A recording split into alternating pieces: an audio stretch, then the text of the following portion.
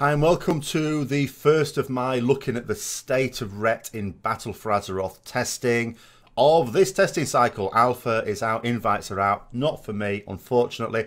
So what I'm doing, obviously I'm keeping a very close eye on any changes as any new builds come out. I'm also in discussions with people who actually are in the alpha and are playing Retributions and know their class and spec as well. So that I'm getting sensible feedback from them as well in a way that I can present it. I used to do this on a weekly basis during the Legion Alpha when I was in virtually from the start. But of course there were a lot of changes in the Legion Alpha because it was one of the top priority specs. So that was one of the first ones out. In Battle for Azeroth, it's one of the lower priority specs because they think it's sort of mostly okay. But that opens up a window of opportunity. I've mentioned this before because if we start putting our feedback in now, then that means when they get around to actually spending some proper time on Ret, things are in their mind. If they disagree with it at that point, they disagree with it, we've sort of failed. That's all the way it is to it. So a bit of a disclaimer on this one, bit of a disclaimer. So it's a feedback post. As such, it'll focus on areas for improvement. It's not a whine, it's not a PvP rant about every other class is better than mine, but it is a critique of what aspects are not working ideally so that when Blizzard do spend their resource, their development time on looking at the spec and doing some things with it, we'll be able to hopefully smooth out some of the edges. If that doesn't happen, that doesn't happen, and that's the way we'll cope with it. Retribution Paladin, bear in mind, has always basically been fine, even through TBC, where it changed quite a lot, and it was a bit of a nightmare at times. Nonetheless, you know, I was still able to play Retribution Paladin in progress raiding. You know, I was a Retribution Paladin defeating Kil'jaeden way before the Wrath pre-expansion patch came out. You know, you could absolutely do it. Obviously, that was a fight where we were really good, but just in terms of the other fights as well.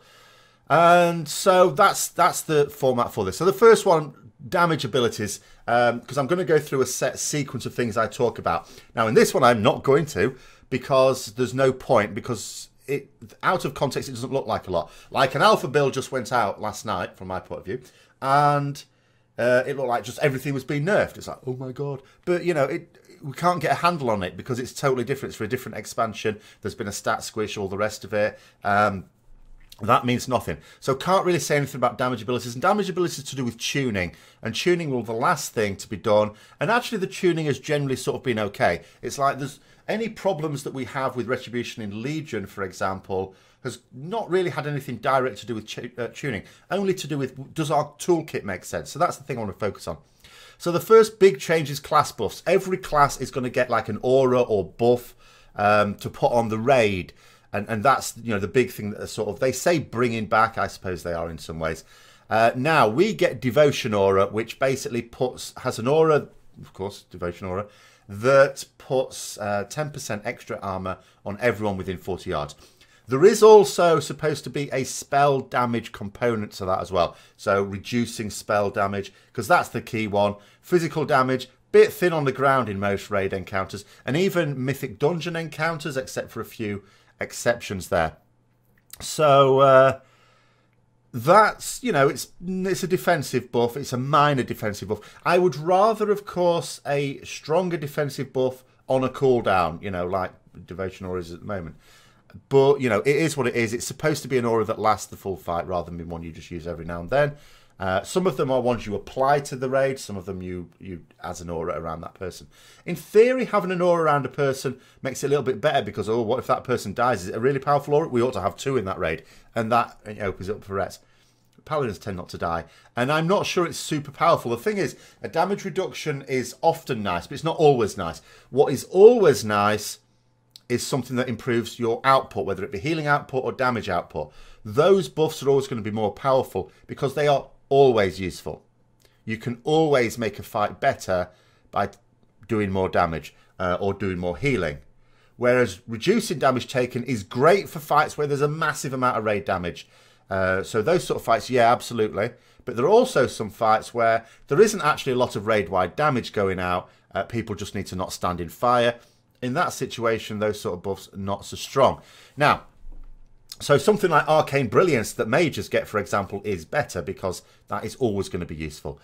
Now, it has to be said that warriors, demon hunters, rogues, druids and monks, which all have melee DPS specs, all have auras that buff damage.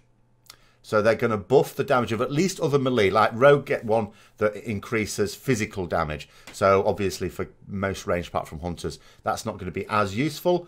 But, you know, for the other melee it is. So we're basically the only one that doesn't really buff melee. Not the only one, sorry, but one of the ones. Death Knights are in the same boat. Shaman's not really sure about, you know, even checking on Wowhead now. Can't really find much for what they're getting.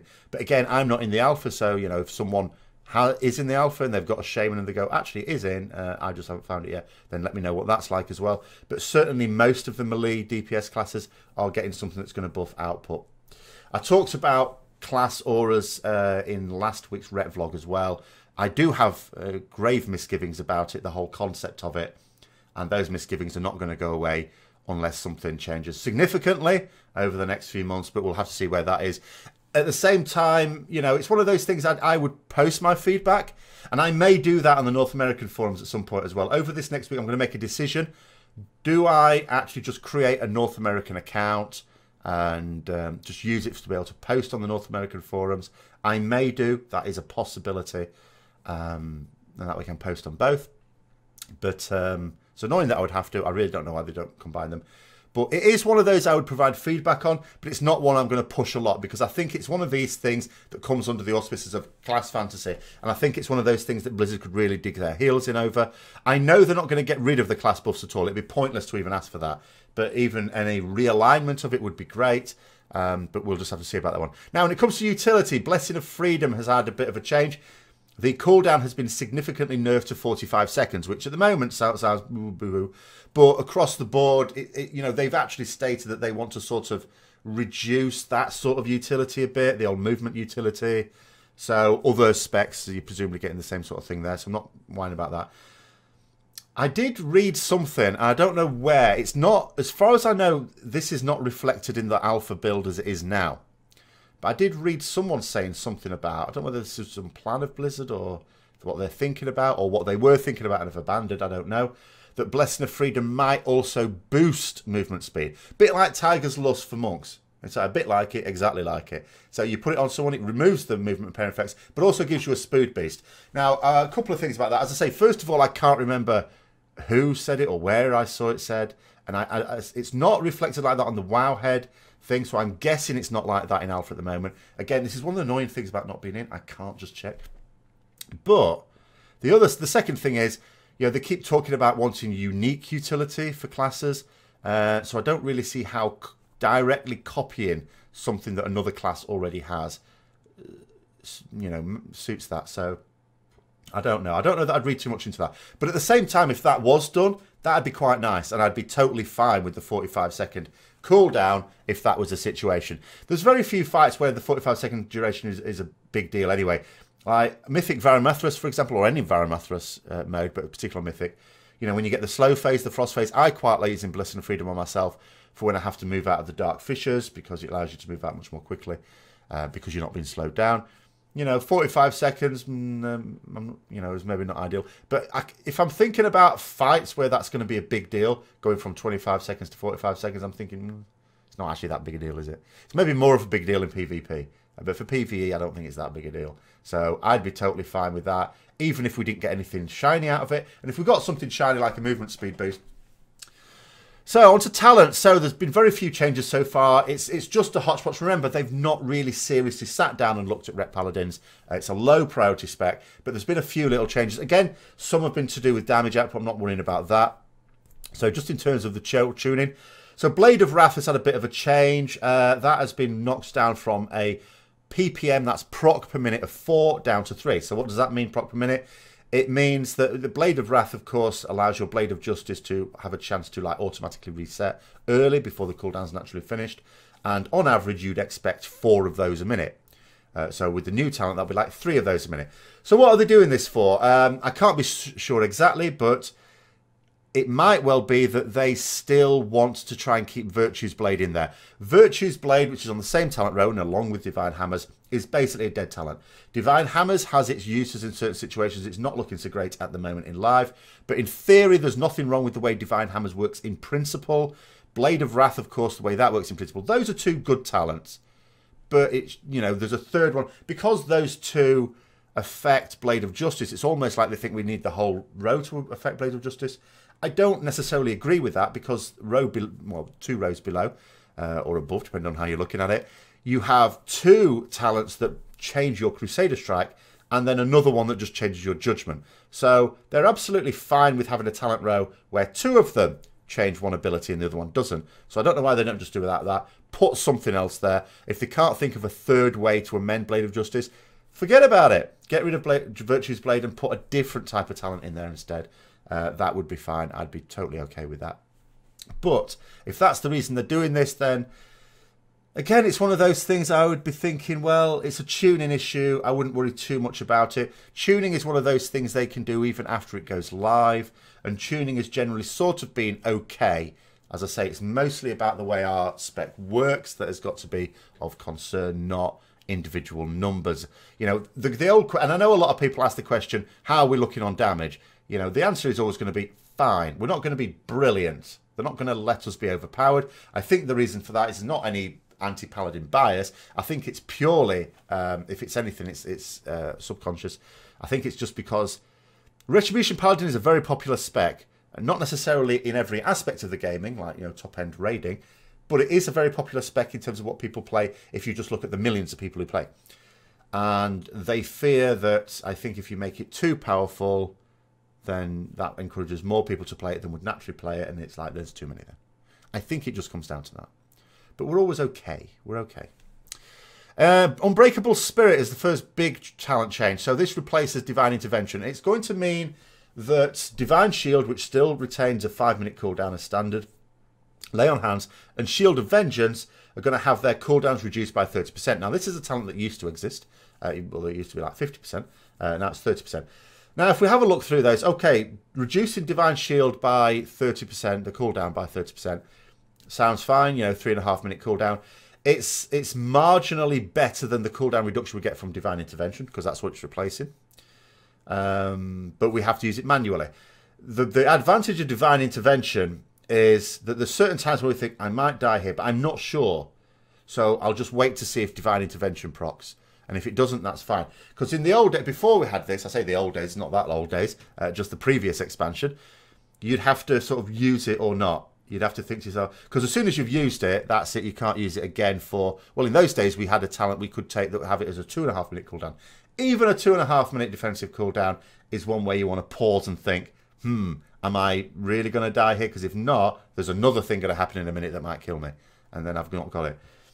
So we have to go back to those days where we were thinking about it. 3.5 minutes is a load better than 5 minutes. Not as good as the 2.5 minutes it used to be. In terms of Shield of Vengeance, and we know, unless Shield of Vengeance changes, unless it actually changes the way it works at the moment, which is not ideal, because you have to exhaust the entire Absorb Shield to get any damage out of it, is not going to be that great. So, you know, a reduced cooldown on that. And for us, it's not going to make that much difference anyway. In fact, it's still going to have quite a long cooldown, because we already have traits that reduce the cooldown of Shield of Vengeance.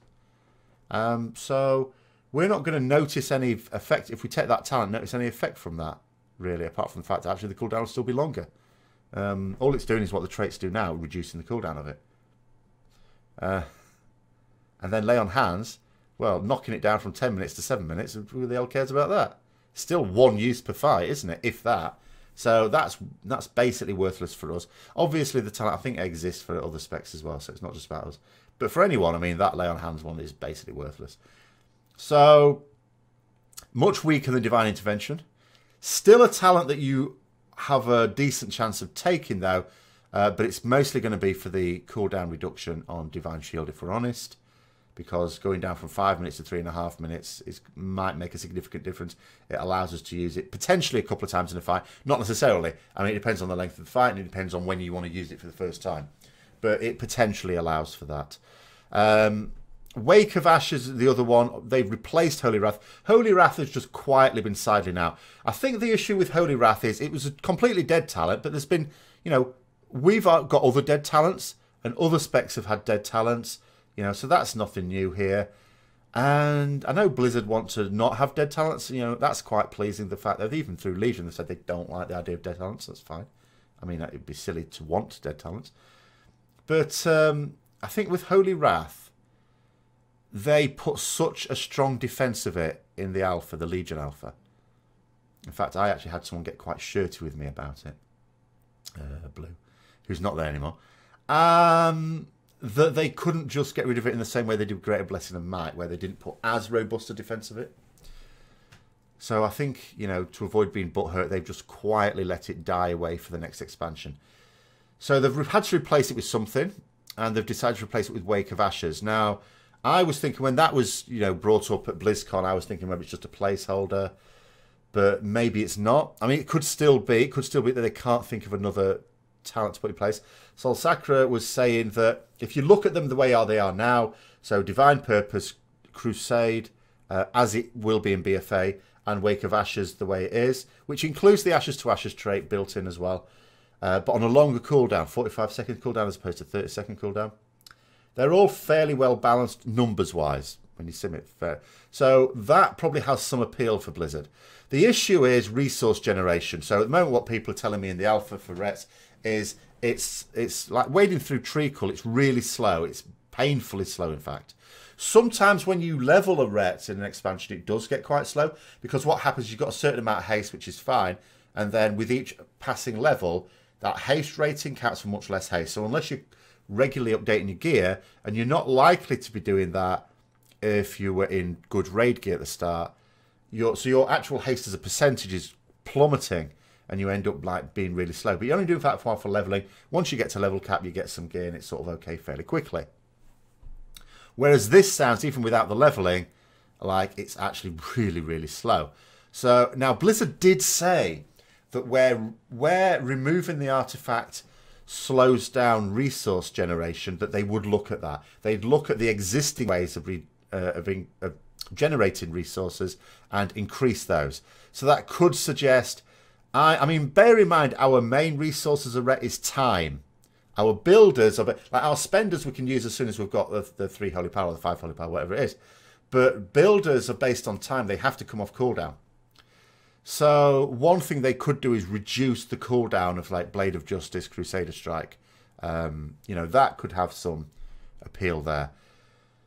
That being said, people have been asking, you know, in terms of Crusade, how's it going to be without Wake of Ashes? Because, of course, we know one of the good things about building up those stacks with Crusade, especially when we're going to just have it as 20 seconds, is you can use like a Blade of Justice, Crusader Strike, Judge.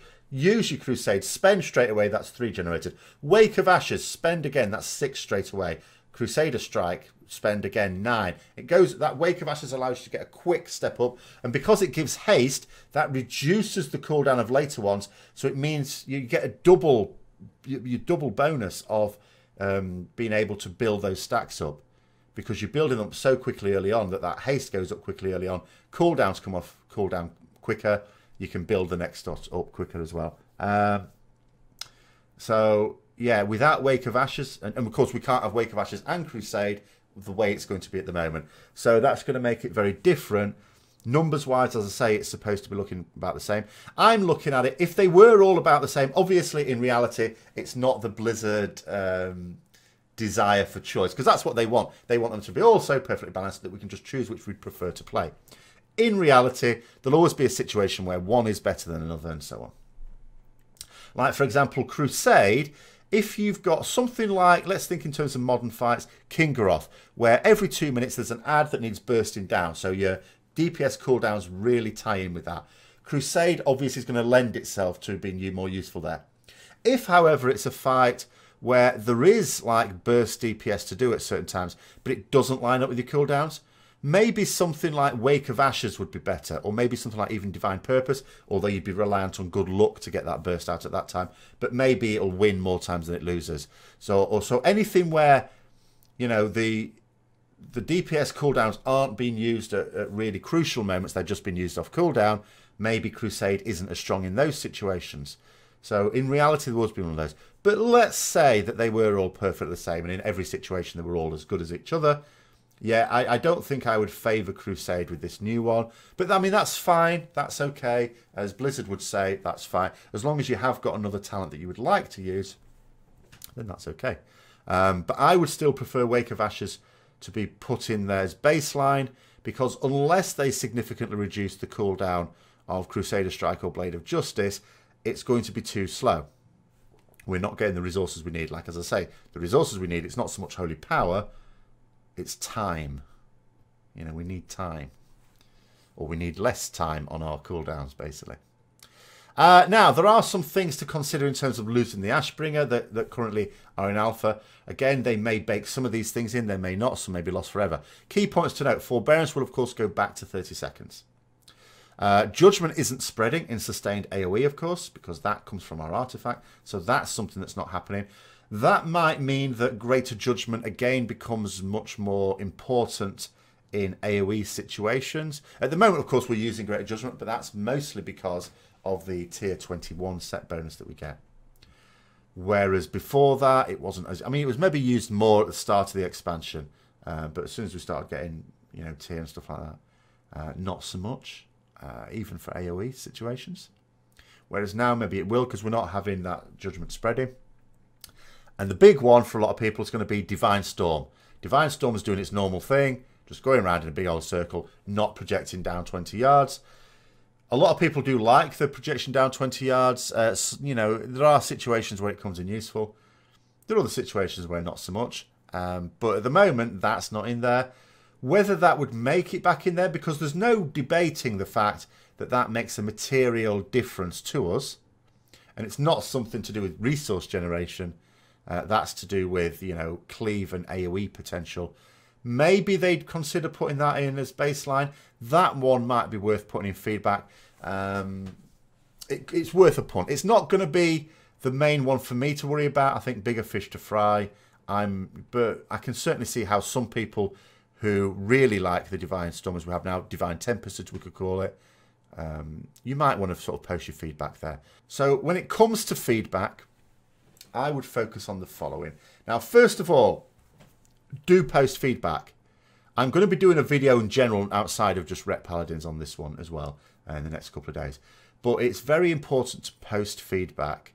The places to post it. Discuss it by all means wherever. Discord, LMO Champion, Wowhead Forums, wherever you want to post them. But where you want to actually post them once you've considered it, and it's always worth discussing with other people, because some people might come up with a point of view you hadn't thought about. Always good to be objective. Is you post it on the official forums. And you encourage other people to do so as well. And if you see someone saying something as feedback, because of course you can't post in any like alpha forums if you're not in, but you can post on the other ones and they could still be read. And if you see someone post something you agree with, put a like on it. Okay? Because I'll tell you what, a post with a load of likes on it is going to get noticed. Simple as that. The other place to post feedback, if you could do it really briefly, is at the @WarcraftDevs Twitter handle. That's also a good place to put it. Now, with your feedback, of course, you need to remain objective with this. You need to remain, you know, you don't want to be letting passions run wild. You don't want to be accusing Blizzard of being stupid or anti-Paladin or anything silly like that. It's just nice and calm, you know, we want this. This is what we actually want. If there's enough people do it, then they take notice. If they think there's not enough, then, of course, they'll dig their heels in and they'll do it the way they want to do it. But if you don't give them that feedback, then it becomes too late. Don't be one of those people that thinks, well, they haven't got around to doing Rets yet, let's wait till they do. Because the problem is if you wait until they do, and you haven't provided that feedback, they do what they think the feedback is telling them, and then they do it, and it's too late, because they've done it. Once they've done it, that's when it's too late to give feedback. You give feedback before they do something.